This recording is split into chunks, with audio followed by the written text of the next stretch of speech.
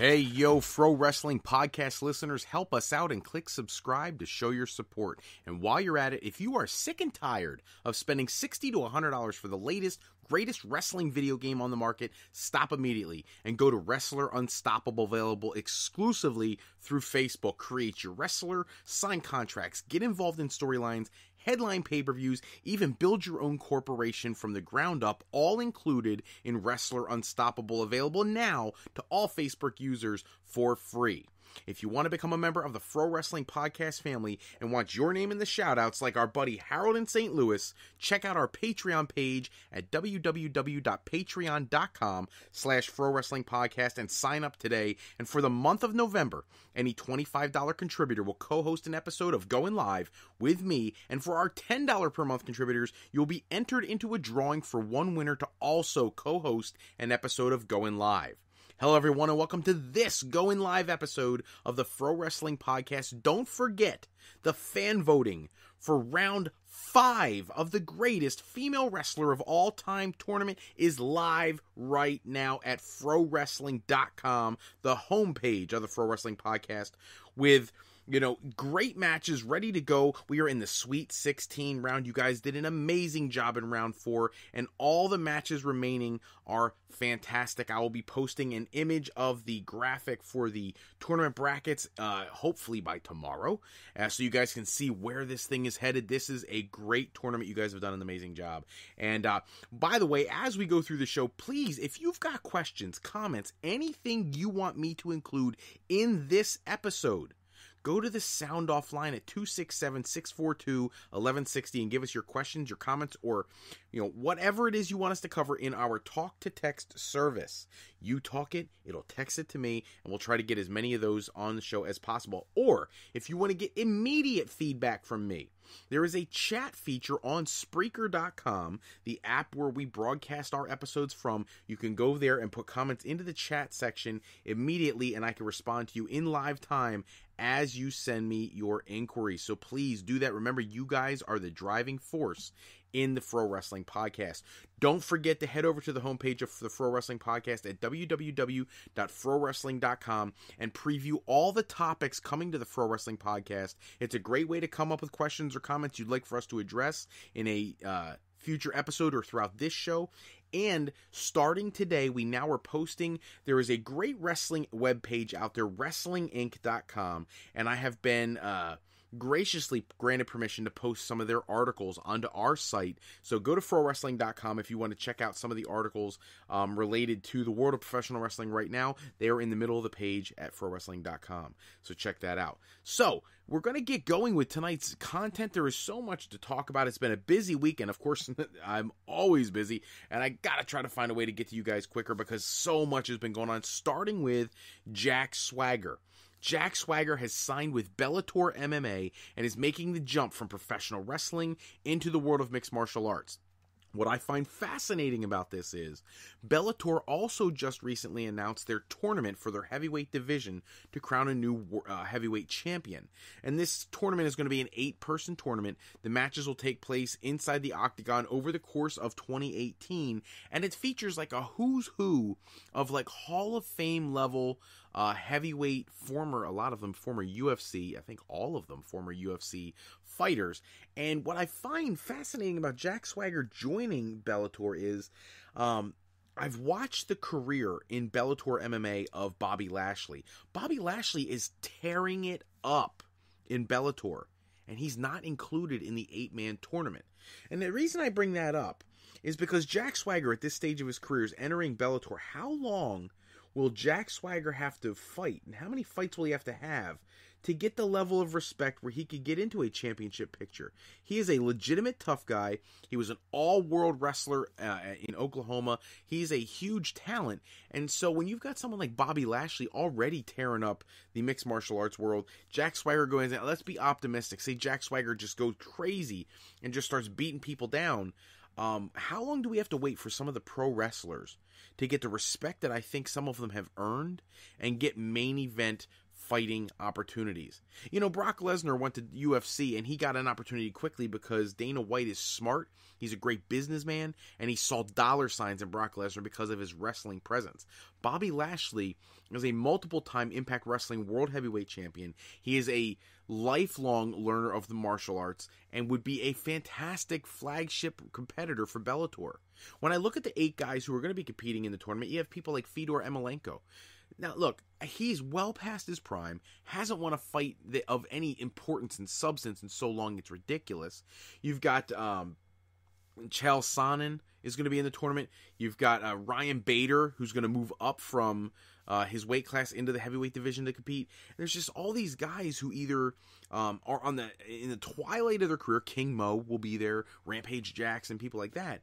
So you have all these guys who've been there for so long, and they're kind of like yesterday's news, competing for their heavyweight title. Why wouldn't you take a guy like a Bobby Lashley, or spur some interest in your new signee, and throw Jack Swagger right in there with the big dogs? I don't think he's getting into mixed martial arts to fight like these guys with an 0-1 record, or a 1-0 record, or something of that nature. Jack Swagger's a competitor. He wants to get in there with the best. He's been training for years for this. So I don't think this is not a CM Punk situation where Punk had a limited mixed martial arts background. He's a blue belt and he goes into the octagon. These are highly trained athletes in the world of mixed martial arts, and maybe, just maybe, if Bellator was smart, they'd start pushing some of those guys like Bobby Lashley or eventually, hopefully, Jack Swagger. This episode, you're going to notice there's a little bit of a theme about returning superstars. I'm going to jump into the big one for me, which is Neville. Apparently, there are negotiations to bring Neville back to WWE programming sooner rather than later. Even speculation that it could be as soon as this weekend's Survivor Series pay-per-view, that Neville would return and somehow interject himself into Enzo's championship match with Kalisto. I'm all for it. I think that bringing Neville back is bringing back one of the greatest talents in the world of professional wrestling. What I am not a fan of is having him come back and mess with Enzo. Here's the reality. Enzo is nowhere near the class of athlete that Neville is. And I understand there are people out there who say, listen, nobody was watching 205 Live until Enzo got the title. I get that, because he actually is a good heel. More power to him. Great. Enzo's a fantastic heel. Neville was a great heel too.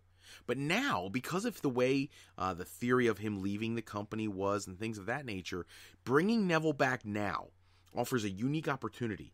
He's done the cruiserweight thing. He dominated division for almost a year. He should never return to that cruiserweight division again. Neville has earned the right. He should have earned the opportunity to be moved up the card. Miz has held the Intercontinental Championship for an extended period of time.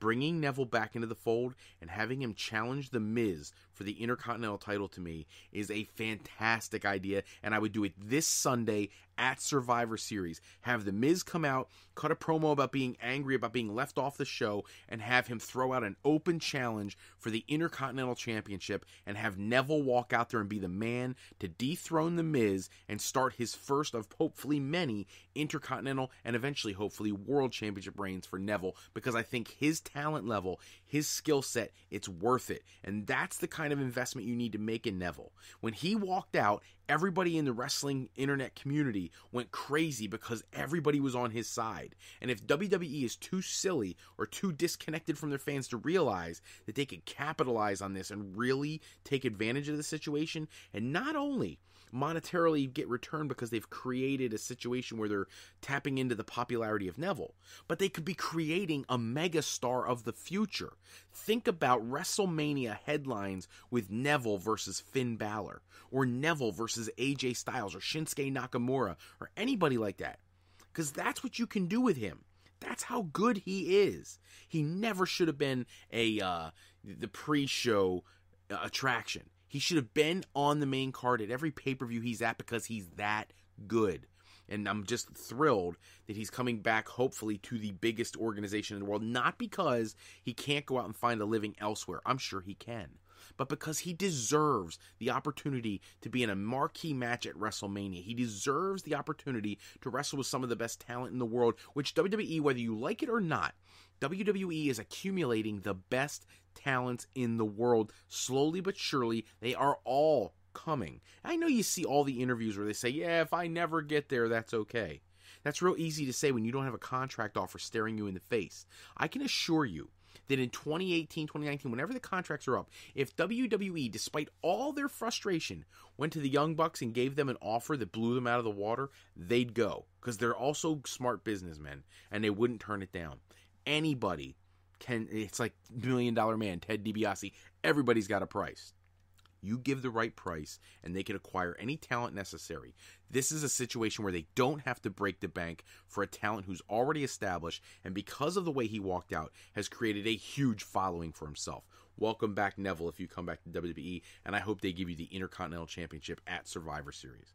Speaking of championships, I am actually a huge fan of what's been going on with Billy Corgan and the NWA, and he announced a couple weeks ago that Tim Storm, the current NWA World Heavyweight Champion, was going to get his first title defense while they're under the umbrella of Billy Corgan's ownership of the NWA, and his chosen opponent was Nick Aldous, formerly known as Magnus in Impact Wrestling. And Tim Storm retained the championship, and that was a great move in the NWA's creation of the new brand. The NWA, the name itself, has been around since the 1940s. The National Wrestling Alliance is a huge, recognizable, historic company, and for the last 20 years or so, has disappeared from anything of relevance. They've had a lot of champions that if I asked you to list the NWA World Heavyweight Champions you would start way back at like Lou Thez, and you could bring it all the way up to people like Ric Flair and Harley Race and stuff like that. But once WCW bought out Jim Crockett Promotions and the NWA slowly fizzled away, you wouldn't even know most of the people. Yeah, you would probably know a couple of the guys who jumped in there when TNA was using the NWA World Championship, but there were other people after that you would have no idea who these guys are. Does anybody even realize that Rob Conway, the guy who used to be a member of La Resistance, is a former NWA World Heavyweight Champion? Because he was. Scrap Iron Adam Pearce, a great indie wrestler, was an NWA World Champion. Colt Cabana has been NWA World Heavyweight Champion. And most people don't even know those things unless they're diehard, serious internet wrestling fans, or they're the ones who seek out programming from all over the independent world because the NWA has had such little relevance. This match here, Tim Storm defeating Nick Aldis, is huge because Nick Aldis is an established indie star, a former Impact Wrestling World Champion, and this gives Tim Storm a legitimate win over a legitimate opponent to start setting the tone for what the NWA is going to be. So congratulations to Tim Storm on his first championship defense. As we said last episode, there has been conversation about Hulk Hogan returning to World Wrestling Entertainment, and now it looks like the creative purposes for that would be for Hulk Hogan to make an appearance at the Raw 25th anniversary episode coming in January, and I think that's a great time to bring him back. It's a great time to make him the ambassador for WWE that he always deserved to be. Here is what will complicate things. Eric Bischoff has purchased a stake in the Cleveland Knights Championship Wrestling organization. Eric Bischoff launched an internet podcasting network earlier this year, and it's been somewhat successful. And now I think the next step in the evolution of Eric Bischoff's taking a step back into the wrestling world was to become a part owner of a wrestling organization and start bringing his influence in there. And one of the best ways to do that is to bring in his buddy Hulk Hogan. So if WWE wants Hulk Hogan, I think they should go get him and get him quick, because if not, Eric Bischoff will certainly make him a part of the Cleveland Knights Championship Wrestling, which I understand, until I read the story, I didn't even know what the Cleveland Knights Championship Wrestling organization was. You can look them up online. They have a solid product.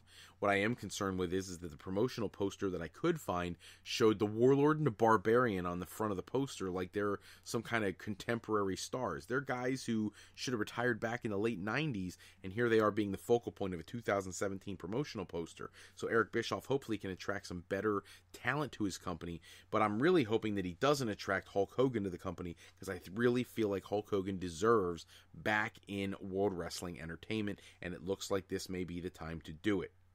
Speaking of crazy changes in the wrestling world, this mass exodus from Impact Wrestling continues to go on. More talents leaving. It was reported earlier this week that Alicia Edwards had left the company. Apparently that is not the case. However, Swoggle formerly Hornswoggle in WWE, apparently was never under contract to begin with. He was on a per-appearance basis deal, and he is not being brought back to any taping, so he is gone. The Veterans of War, Wilcox and Mayweather, who, for me personally, I found to be very engaging as a tag team, and I really thought they could have done something great with them. For those who don't remember, that's Crimson, who used to wrestle in Impact Wrestling, and Jax Dane, who was another indie star, former NWA World Heavyweight Champion, another one of those ones that most people don't even know about. They made a great tag team, and this was an opportunity for them to create new stars. And Mahabali Shera is also off the program, gone. More talents leaving in mass exodus of Impact Wrestling. Now, I understand they're cost-cutting. You know, we also know that James Storm is gone. James Storm, he did these tapings. They won't air until January, but he's going to lose a Loser Leaves Town match, and he's out of the company. It was reported this week that he made roughly $150,000 to $200,000 a year on his current contract with Impact, and that despite the fact that that's not really an overwhelmingly large amount of money, it is for Impact Wrestling when they're trying to start finding a way to make a profit. You know, it's kind of bizarre. Like, it's like WCW back in the day used to lose money all the time because Ted Turner was a huge wrestling fan and didn't care if they made money because he was rich enough to do that. And then Bischoff came in and turned a profit, and suddenly nobody wanted that product on their television station anymore because they didn't understand wrestling. This is like a weird take on that where, you know, for so long, Anthem has been losing money, and now they're coming in and they've got this new fire and this new energy, and now they need to make a profit. It's a shame they haven't brought anybody in who's been able to figure out how to do that for Impact Wrestling. The ongoing issues financially for that company. I want to talk about something that happened this week on SmackDown. I know I don't cover every episode of Raw and SmackDown anymore because I know you guys watch the shows, but my reaction to the Raw retaliation on SmackDown, I hated it. And I know I'm in the minority. I know everybody loves seeing the triple power bombs on Shane McMahon. They love seeing the Angle slam. I did enjoy the fact that Kurt Angle looked like he was acting like the mob boss when he was laying and putting a hit out there on these guys. But what I had a problem with is that, one, AJ Styles, John Cena, and Randy Orton were nowhere to be found. Those three guys should have been involved in the beatdown. Just like when they went to Raw, all of their top stars should have been available. It makes no sense that you have so much pride in your brand that your guys aren't out there helping. And the fact that you had Kevin Owens and Sami Zayn roll out of the ring and take the high road also doesn't make any sense. You know, I don't know what they're doing with them. I did not like the fact that some of the premium stars were not involved. I also didn't like it that we didn't get any video other than the women busting into the women's locker room. The men should have gone back there and tore up the place just like SmackDown did. They really should have. I love that we got to see a lot of action in the ring. I thought it was really cool when they had the part where the Usos came out, where kind of face to face with Roman Reigns. That was kind of cool. I was surprised that they barely emphasized Bobby Roode at all, and he's laying on the outside. At one point, I thought he wasn't a part of it either, until I saw him laying out on the outside. Nakamura got a few shots in, but he wasn't really featured. This was all about the Shield powerbombing Shane McMahon. I thought that Kurt Angle coming out in a business suit was a bad idea. I think that makes him look different and weak in some way. He looks older when he's in a suit. He should have come out there in some kind of athletic gear and then throw down. You know, the old Kurt Angle sweatpants and the hood thing he used to wear to the ring. Just have him come out ready to fight. I also thought they missed an opportunity with Daniel Bryan. Like, I understand WWE does not want him to get in the ring, but what they need to do is they need to start realizing how intelligent you guys are. And that you guys are not stupid. You know that Daniel Bryan wants to get in the ring. They should have used that and let him talk about it just a little bit. Just a little bit. When he talked about the invasion angle with Kane and everything else, he should have thrown a line out there about what it makes him want to do. Makes him want to get back in the ring. Something of that nature. Because it really would have popped the crowd. And it would have been like one of those moments you never would have forgotten. It would have been on every What Culture video of top 10 shocking moment type videos that you see all the time online. It really would have been, and they missed an opportunity. I was asked this week by my buddy Harold in St. Louis to comment on the Global Wrestling Network. They have released it. It launched in September. He is loving it. I'll be honest, I have not purchased it. I don't really have an extra $8 a month laying around. But my understanding from everything he's been reporting to me is they have added so many different companies to the Global Wrestling Network, Border City Wrestling, etc., that is providing people what I think is WWE's original desired business platform.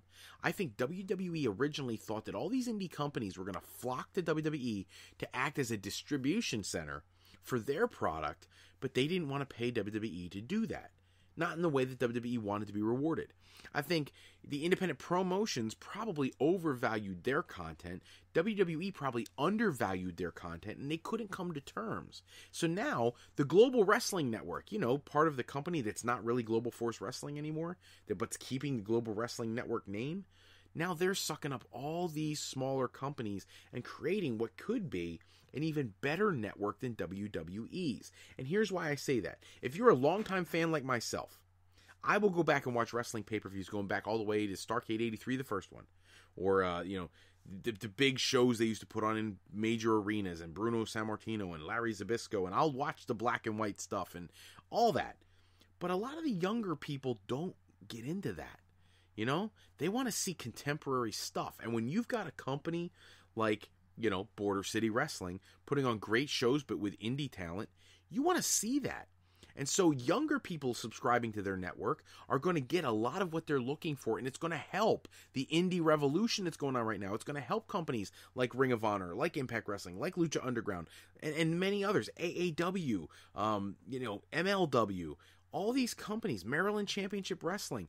All those companies are going to be helped by this network because it embraces the indies. And that's what WWE needed to do. With the working relationship they have, Evolve and Rev Pro should have been on the network years ago. Progress and ICW should be on the network for the last year. We shouldn't just now be talking about a British wrestling show or program being distributed each week, which, by the way, WWE apparently is already putting venues on hold to kick off that United Kingdom division. Sounds great. It's a year late. You should have done that when you first launched your championship. But I digress. Progress and ICW should have been live for a year now. WXW should have been live for a year now. Instead, WWE has missed the boat, a missed opportunity. And as a stockholder myself, and as many other stockholders out there feel, WWE, despite their continued reporting of great profits, hasn't seen the kind of profits they could be seeing if they were making better business decisions. And you know what is a horrible business decision? Not allowing Paige to show up on Raw. We all know that Paige arrived at Raw. Pictures are all over the internet about Paige arriving at Raw. It's a big deal. She posts some pictures with herself and Alicia Fox and with Renee Young. And I get it. WWE was hoping for a surprise. And you know what that means? They are completely out of touch with you and me. We already knew she was there. We know she's been at the Performance Center for a month and a half. We know that she broke up with Del Rio. If you're one of those people who scopes this stuff out, you know what kind of underwear she wears.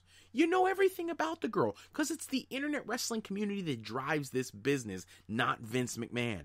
And if they were the least bit forward thinking about this, her posting that on social media does one thing. It makes everybody who missed seeing Paige in the ring get excited for Monday Night Raw. That match between Bayley and Dana Brooke and God, I can't even remember who else was in the ring. Mickie James. That match had no sizzle.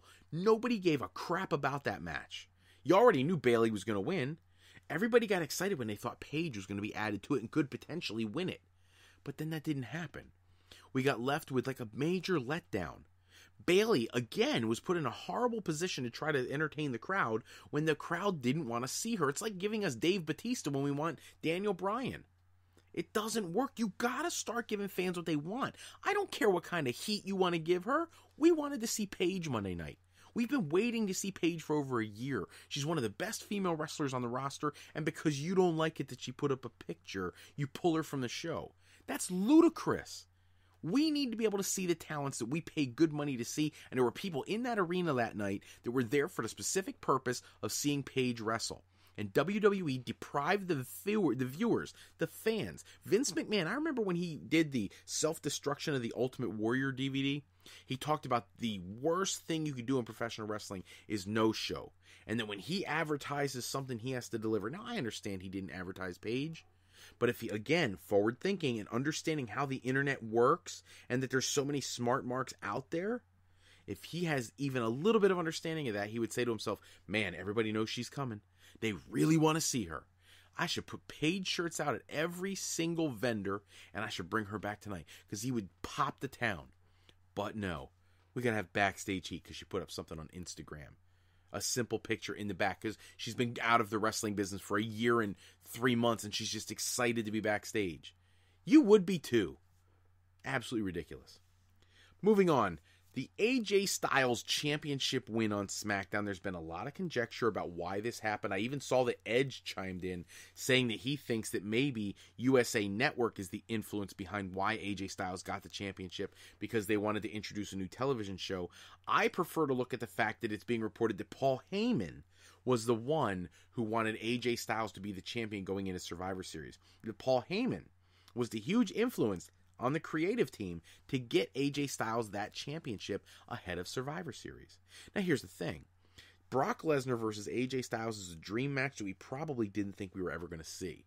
And we know that Brock is not a lock to stay in WWE once his contract runs out next August.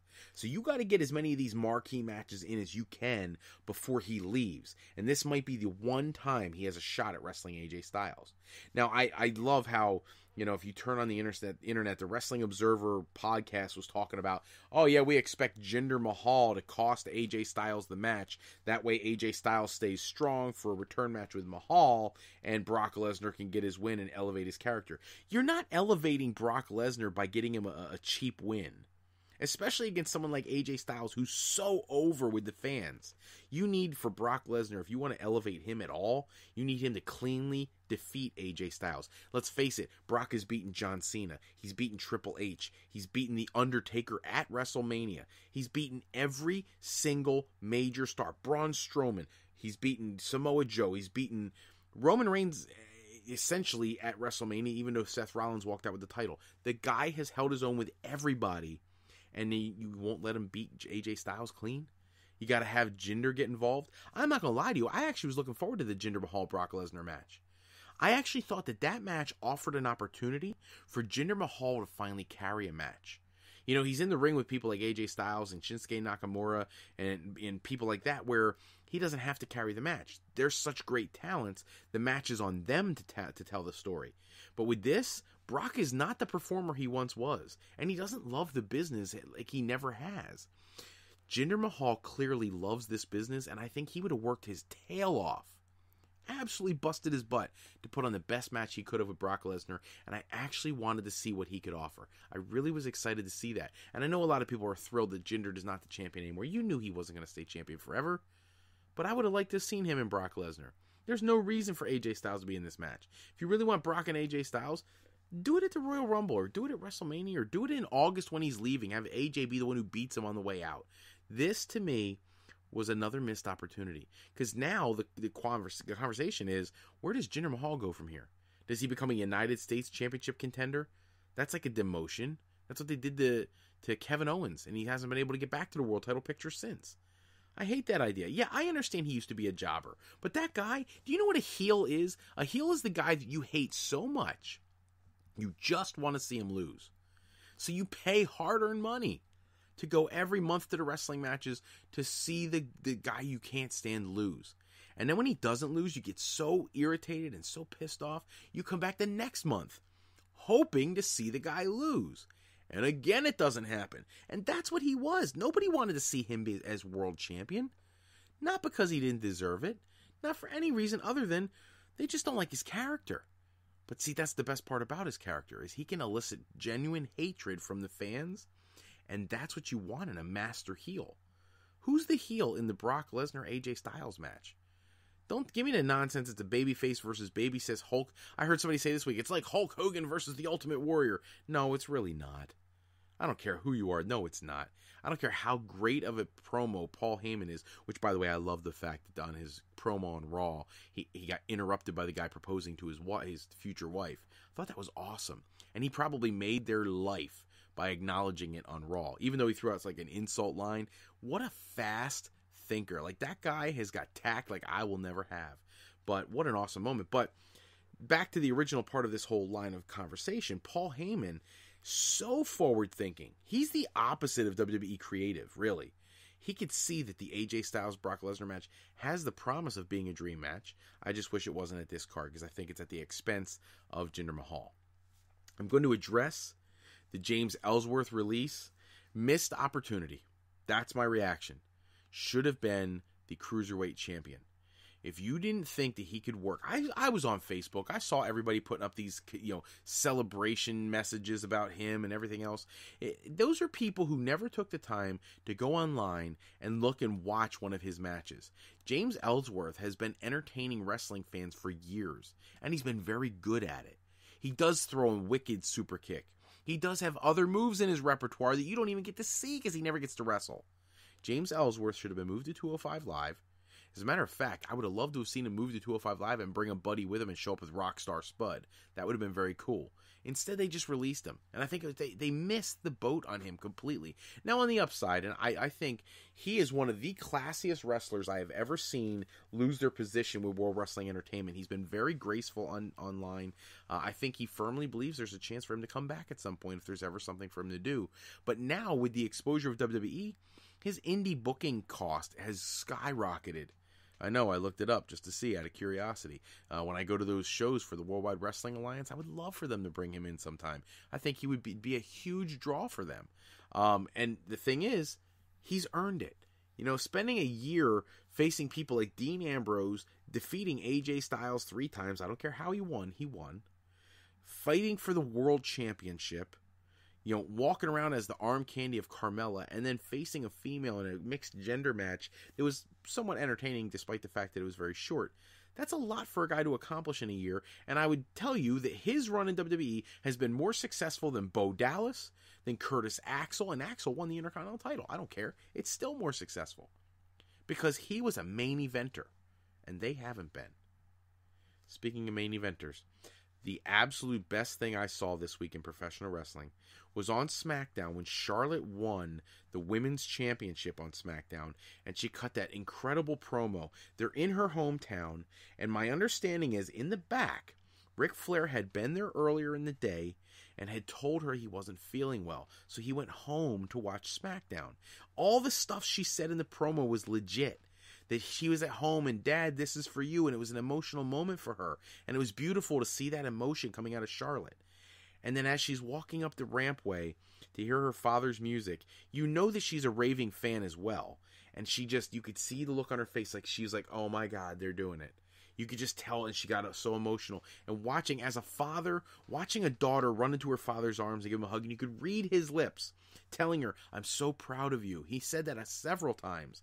And he gave her a kiss, and he's hugging her, patting her on the back and everything. It was a beautiful, beautiful, authentic moment. Yes, wrestling fans are so excited that Ric Flair is feeling better, and he's doing much better, and he can appear.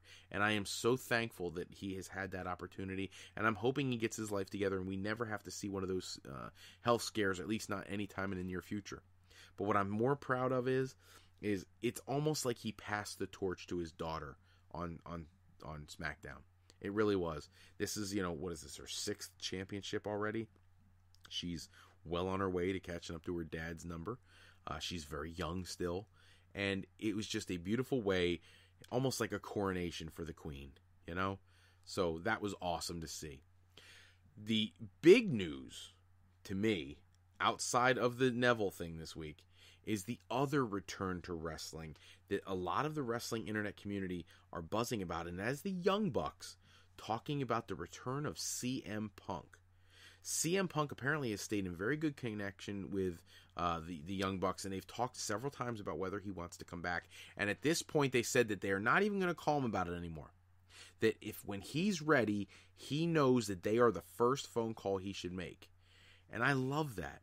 That tells me that he hasn't shut the door on a return, which a couple years ago in 2014 when he walked out, if you asked him then, his answer was emphatically, no, I'm done. I'm finished with wrestling. There's nothing left to accomplish. But apparently when he talks to the Young Bucks, CM Punk is open to possibly making a return at some point in the future, and I think that would be a beautiful thing. The wrestling world needs people like CM Punk. They need him to come back. They need Daniel Bryan. They need all these talents. We really do. And look, he didn't leave because he was physically impaired in any way like Daniel Bryan did. which, by the way, now apparently he's not any longer, and they still won't let him wrestle, which is ridiculous. But he left because of a really unfortunate doctor situation. The wrestling world wants him back, and I need him to come back. I've said this on a previous episode. At this point, him staying away is only hurting his diehard fans, because we really appreciate what he does for a living, and it's time for us to see him in the ring again.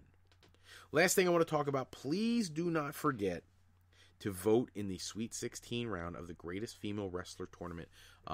It is a fantastic tournament. You guys really, when I put these things together, I don't really look down the pike to see who's going to face off against who and what matchups are going to pop up and all that stuff. Like, I don't really do that. But tonight, I'm going to run down some of the matches in this round. There are only 16 females left. If you told me it was going to come down to some of these matches, I would have told you we're nuts. In this round, Angelina Love, who I thought was going to lose in the previous round. She took on Michelle McCool, and I thought that was such an interesting pairing. She loses to Michelle McCool, and she moves on. Angelina Love is going to take on Charlotte. What an interesting, not an indie, because she was in Impact Wrestling, but one of the beautiful people against the Queen. And what a cool match that would be, something that has never happened. AJ Lee, also kind of surprised she's made it this far. It tells you how much people love her. She will be in action against Sherry Martel. Sensational Sherry, one of the greatest female wrestlers of all time. I'm curious to see what you guys do with that. It'll tell me a lot about the age group of the people voting based on who wins that match. Alundra Blaze, also known as Medusa Maselli, she's taking on Awesome Kong, which is, I would pay anything to see that match. I think those two would tear any house down. Amazing. I find this one just fascinating myself. Velvet Sky taking on Trish Stratus. Two ladies who, yes, they're both extraordinarily talented, but are more known for their attractiveness than they are for anything else. They'll be facing off. Lita will take on Paige. The two, attitude girls are matched up in a match.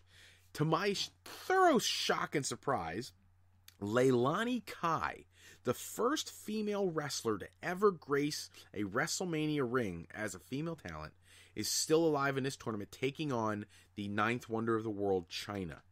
Be curious to see what you guys do with that. Sasha Banks will take on Brie Bella, and Asuka, still alive, taking on Natalya. That's your 8 matches, your 16 women in this round 5, the Sweet 16 round of the women's tournament, and I can't wait to see what you guys do with that. It's going to be a fantastic end of the tournament. A lot of talent, top-notch talent still available, so get online, cast those votes, frowrestling.com.